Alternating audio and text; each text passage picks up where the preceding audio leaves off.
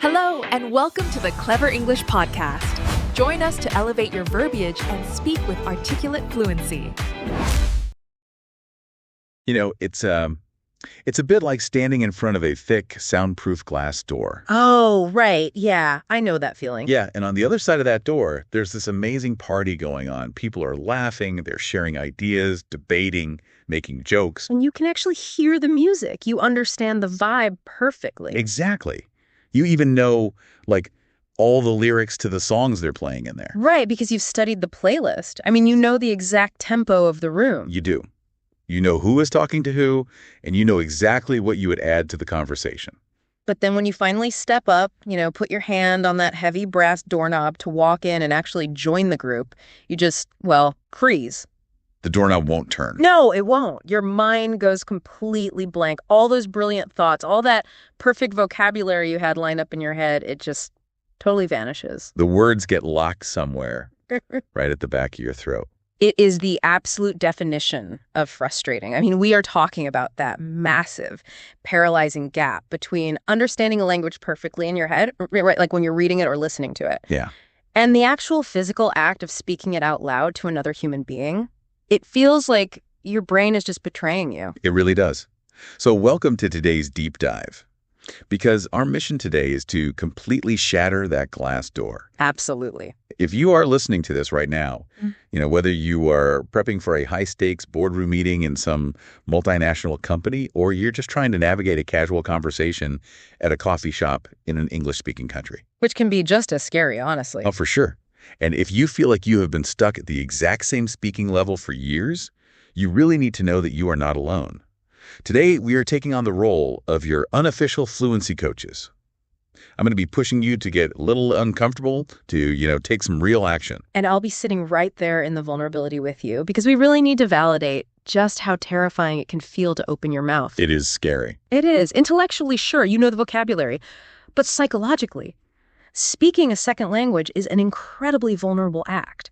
It is highly unpredictable. Yeah, you can't script a real conversation. Exactly. When you speak, you are instantly opening yourself up to making mistakes, to being fundamentally misunderstood, and to experiencing that awful hot flash of embarrassment when someone asks you to repeat yourself. Oh, can you say that again? Yeah. Panic. Yes. Given all of that risk, it makes complete sense why our brains tell us it's so much easier to just nod, smile, and stay quiet. It's a survival mechanism. So let's look at why we get trapped in that silence. Because this feeling of being permanently stuck usually comes down to 4 specific traps we fall into. Right. Defense mechanisms, basically. Exactly. Defense mechanisms our brains use to keep us safe from that embarrassment. And the most common place learners hide when they feel overwhelmed is right inside their comfort zone. They hide in the trap of overstudying. Oh, this is a big one. It is. It's this persistent, nagging idea that you just need to learn a little bit more before you're finally ready to speak. It is the ultimate illusion of safety. Like, think about human behavior when we feel insecure about a skill. Where do we go? We retreat to a textbook. We hide in the books. Right. Or we open a language app on our phones. Yeah. Because studying feels incredibly productive. You feel like you're doing something. You do. You finish a grammar unit. You memorize, a list of 10 new phrasal verbs. You get that little burst of dopamine from the app telling you that you are on a 5-day learning streak. The streak is everything. It feels so good. You feel like you are doing the work. But the reality is, that environment is completely controlled. You are the only one there. No one is waiting for you to finish your sentence. It is entirely safe. Think about it like this. Imagine you decide, okay, I want to become a painter. Okay. You can go to the art supply store and buy a massive stack of books on watercolor technique. You can sit on your couch and watch endless hours of tutorial videos on how to hold a brush, how to mix pigments, how to master the color wheel, all of it. Right, you've got all the theory. Yeah. You could spend literally years doing this. But if you never actually pick up a paintbrush and you never physically put real wet paint onto a piece of paper, are you a painter? Well, no. You're an art historian. Exactly. You know a tremendous amount about painting, but you do not possess the physical skill of actually doing it. And that is exactly what happens with language acquisition. Because it's a physical skill. It really is. There is a fundamental neurological difference between knowing facts about the English language and developing the real-time motor production skill of using it. Wait, unpack that a bit, the motor production skill. Yeah, so when you are studying, you are engaging your brain's recognition pathways.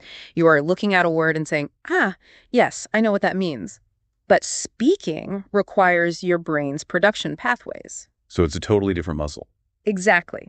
You have to retrieve the word from memory, formulate the syntax, and physically move your mouth to produce the sound, all in milliseconds. If you watch a vocabulary video and then just click to the next video without ever putting those words in your mouth, your fluency hasn't changed. You've just added more inventory to your brain's storage unit. Precisely, without ever practicing how to ship it out. Wow. And we see this play out in real life all the time. Like, take the story of a student named Veronica from the sources. Oh, Veronica's story is so classic. It is. She did what so many learners dream of doing, right? She completely immersed herself. She moved to Canada. She was surrounded by English 24 hours a day. Living the dream. But instead of thriving, she isolated herself. She would go to the grocery store and use the self-checkout just to avoid making small talk with the cashier. Oh, that breaks my heart. Yeah, she completely avoided interactions because she felt like she didn't know enough yet to participate. She kept waiting to cross some imaginary finish line where she would suddenly possess enough vocabulary to be allowed to speak. And the tragedy of Veronica's situation, which is so common, is that the finish line constantly moves. It's never enough. Never. There is always another idiom to learn. Her breakthrough didn't come from finding a magical textbook or unlocking a secret grammar rule. Her breakthrough came from a profound mindset shift. What was the shift? She realized she had to engage with the world before she felt ready. She had to learn that the messy attempt itself is the vehicle that moves you forward, not the pristine knowledge sitting silently in her head. That is so powerful. So as your coach today, I am not letting you just listen to this and nod along. Here is your immediate, actionable takeaway to break the overstudying trap. Okay, let's hear it. It is a technique called 60-second active retrieval. And the rule is brilliantly simple. Immediately after you finish reading an article or listening to a podcast, like literally the moment this deep dive ends. Right. You stop and you speak out loud for 60 uninterrupted seconds. You explain what you just learned. You narrate it to the empty room, to your steering wheel, to your dog. I love that. But here's the catch. Do not look at your notes. Do not prep. Just force yourself to use the new information instantly, even if you stumble over every second word. And people need to hear this. The stumbling isn't a bug in the system, it's the feature. Right. That 60 seconds of out loud retrieval is where the actual neurological shift happens. You are forcing your brain to switch from passive absorption to active construction. You are literally building the neural pathways that allow you to find and deploy language in real time under pressure. Wait, hold on. Let me play devil's advocate here for a second. All right, go for it. Because as a learner, my immediate panic response to that is, well, what about the grammar? If I just start talking to my steering wheel without knowing the exact rules, are I just going to bake in terrible habits? Isn't getting the foundation right completely necessary before I open my mouth? It's a fair question. But if we look at the bigger picture of where you are in your learning journey, you already know the grammar rules. I do. Yes. If you are listening to us right now and following this conversation, your passive understanding of English grammar is already incredibly high. At this stage of the game, deciding to study more grammar rules is just a sophisticated avoidance tactic. Oh, wow. So it's an excuse. Exactly. Fluency is not built by analyzing a sentence structure on a whiteboard. It is built by feeling the friction of communication. It's built by noticing what's missing while you are mid-sentence, realizing you used the wrong tense, and adjusting on the fly. It's like you can't steer a parked car. Oh, that's perfect. Yes. You have to be moving to correct your course. So studying is the safe harbor. Speaking is the turbulent ocean. And we have to willfully choose the turbulence. Which actually brings us to the second trap, and honestly, this might be the most insidious one of all. Which one? The fallacy of waiting for confidence. If studying is the hiding place, waiting for confidence is the heavy lock on the door keeping us inside. Oh, man. It is a massive psychological barrier. We constantly negotiate with ourselves. How so? We say, I'll speak up in the marketing meeting when I feel a bit more ready, or I'll join the conversation at the dinner party when I feel a little more comfortable. We operate under this deeply flawed assumption that confidence has to arrive first, like a weather front moving in, and then the action of speaking will naturally follow. But the harsh reality of human psychology is that the feeling of ready never arrives. Never. By waiting for confidence, you are asking your brain to believe something without providing it with any proof whatsoever. Your brain is essentially a highly skeptical scientist. It does not run on wishful thinking or positive affirmations. It runs on hard, empirical evidence. Exactly. When we break down the actual psychology of confidence, we realize that confidence is not an emotional state you just magically stumble into one morning. Right. Confidence is a conclusion. It is a logical summary that your brain draws after reviewing a collection of lived experiences. I think about this like building personal credit. Oh, I like that. Yeah, waiting for confidence before you start speaking is like walking into a bank and expecting them to hand you an excellent credit score without you ever opening a credit card. Right, they'd laugh at you. Exactly. You can't just tell the bank, oh, I feel really responsible. You literally have to build the history first. You have to borrow a little money, pay it back on time, and prove through action that you can handle it. The history creates the score. That is a perfect framework for this. Every single time you open your mouth to speak English, even if you stutter, even if you completely mangle the verb tense and you survive that interaction, your brain logs a critical data point. A survival data point. Yes. The brain notes, okay, I tried to express a thought. It was incredibly messy, but I didn't die. I said something confusing, but the barista still managed to hand me my coffee. The world did not end. The coffee still arrived. Exactly. You gather enough of those survival data points, and your brain finally concludes, all right, I guess we are capable of doing this. That conclusion is what we call confidence. All the behavioral research confirms this. Confidence is the byproduct of action, not the prerequisite for it. Which means our job isn't to wait for confidence. Our job is to manufacture those data points. Yeah. We have to purposefully build that credit history. Yes. Get out there and build it. So here is a specific, actionable step to start forcing those data points today. Take out your phone, open the voice memo app, pick a specific trigger time, maybe right after you finish washing the dinner dishes, and record a 2-minute summary of your day. Just 2 minutes. Just 2 minutes. Who did you interact with? What frustrated you? Just talk. Do not write a script. Do not rehearse. And here is the most liberating part of this exercise. You are going to delete the recording the very second you are done. Wait, delete it. Immediately. Deleting it is actually crucial because it removes the pressure of performance. The final audio file doesn't matter. The process of production is the entire point. Right, because it's just for you. Exactly. By speaking into the phone, you are practicing the physical, mechanical act of forming sentences and pulling vocabulary from your memory in real time. You are logging a survival data point without the stakes of a public audience. So if we accept that we have to take this messy action and manufacture these data points every day, I can already anticipate the collective sigh from our listeners. Oh, I know what's coming. Because the very next defense mechanism our brains throw up, the third trap, is the classic, I just do not have the time for this. And we absolutely have to validate the reality of that exhaustion. Life is demanding. You have a demanding job. You have family commitments. You have the sheer mental fatigue that sets in at 7 p.m. And you're just done. You are. The idea of adding rigorous English speaking practice to an already stretched schedule feels completely overwhelming. It feels like one more heavy rock in an already full backpack. It really does. But let's look closely at the actual math of fluency. Because the truth is, if you are listening to this, you are probably already spending a significant amount of time on English every single day. You really have to audit what kind of time you are spending. Consider your commute or your wind down time. You might be scrolling through English creators on TikTok, or watching an hour of a Netflix series in English, or flipping through vocabulary flashcards on the train. Right. You are spending the time, you are consuming, you are absorbing, Right. but you are doing it entirely passively. You are sitting on the comfortable couch watching someone else paint the masterpiece. Exactly. So here is the mindset shift that changes everything. 5 minutes of active, uncomfortable speaking practice does exponentially more for your long-term fluency than 30 minutes of passive listening. Say that again, 5/30. Yes. You do not need to scour your calendar to find new time in your day. You simply need to swap a passive activity for an active one. It's basically an issue of efficiency. Like, instead of watching a 30-minute YouTube video explaining complex English idioms, watch a 5-minute video, then turn the video off and spend the next 5 minutes summarizing what you just learned out loud to yourself. Using that active retrieval we talked about. Right. By doing that, you actually save 20 minutes of your day and you get double the neurological benefit for your fluency. But let's be totally honest with ourselves here. What if you're listening to this and thinking, look, even that 5-minute active swap sounds like entirely too much mental labor right now. I am exhausted and I just want to zone out and watch my show in English without having to give a speech about it afterwards. If that is where you are, that is 100% okay.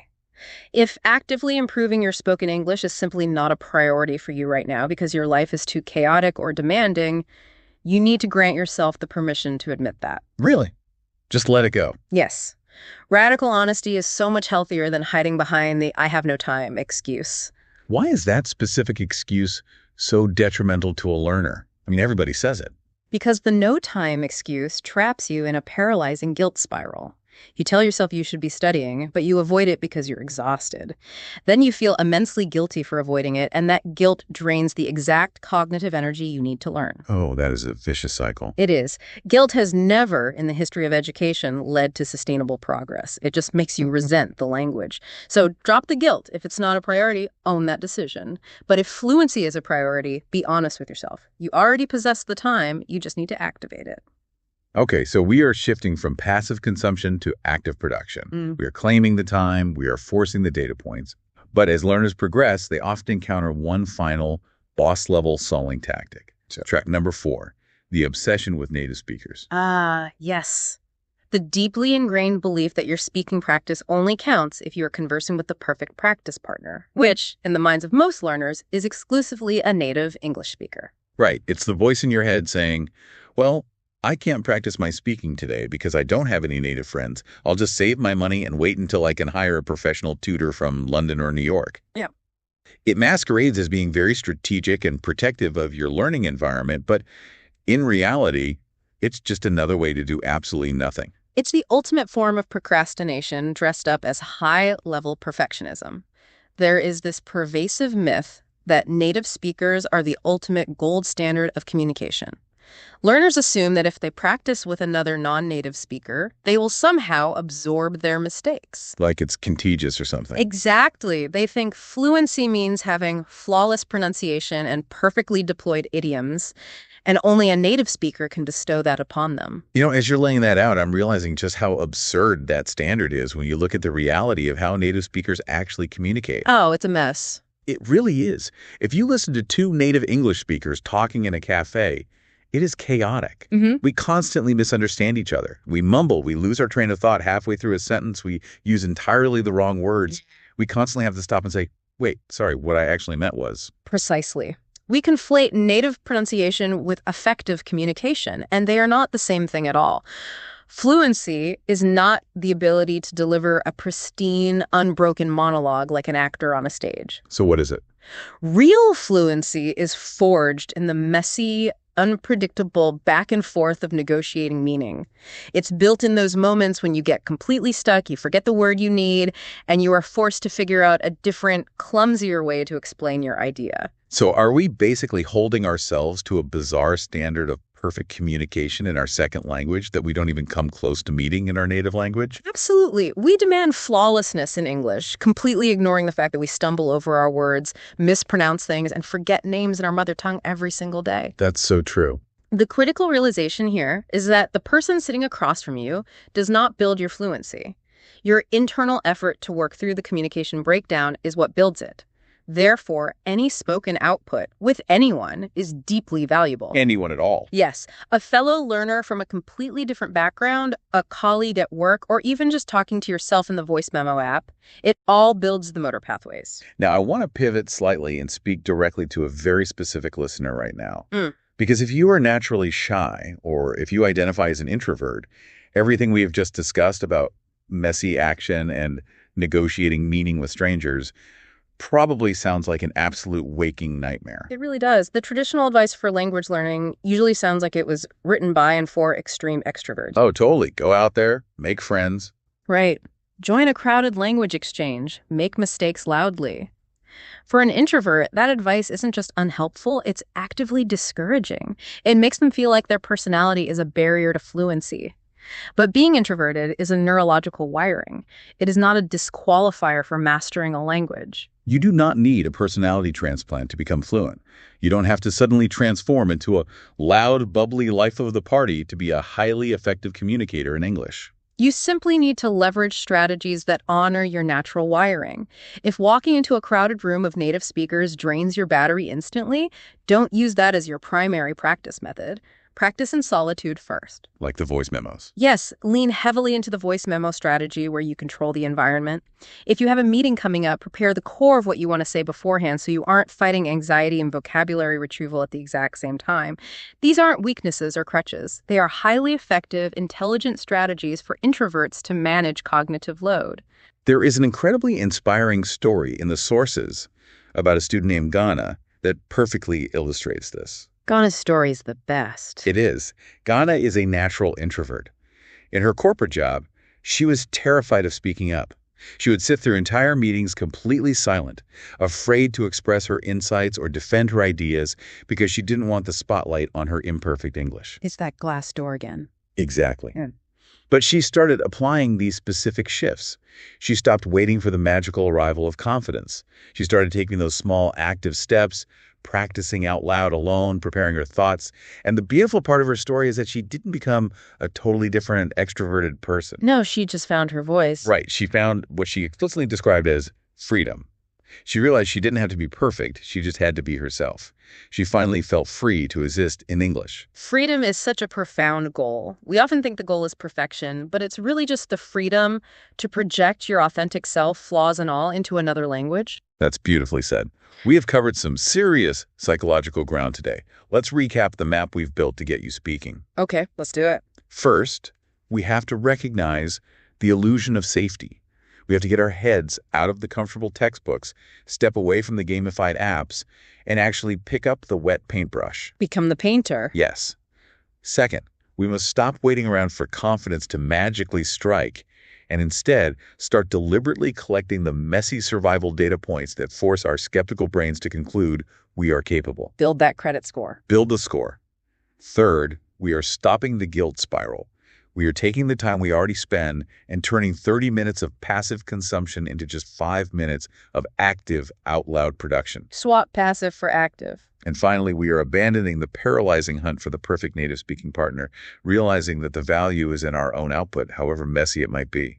When you look at all of these shifts together, the overarching theme is a bias toward action. It's about choosing messy, imperfect, brave action over comfortable, silent perfection. So as your coach today, here's my final push to you. The massive gap between understanding English and speaking it does not close through waiting for perfect conditions.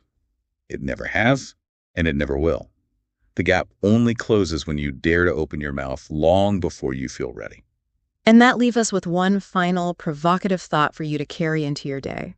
If confidence is truly just a collection of survival evidence, a ledger of times you tried and didn't fail catastrophically, then what if the awkward mistakes you have been so terrified of making are actually the highest value data points your brain desperately needs? Oh, wow. What would happen to your fluency if you woke up tomorrow not trying to speak perfectly, but actively trying to collect failures on purpose? Think about how liberating that would be.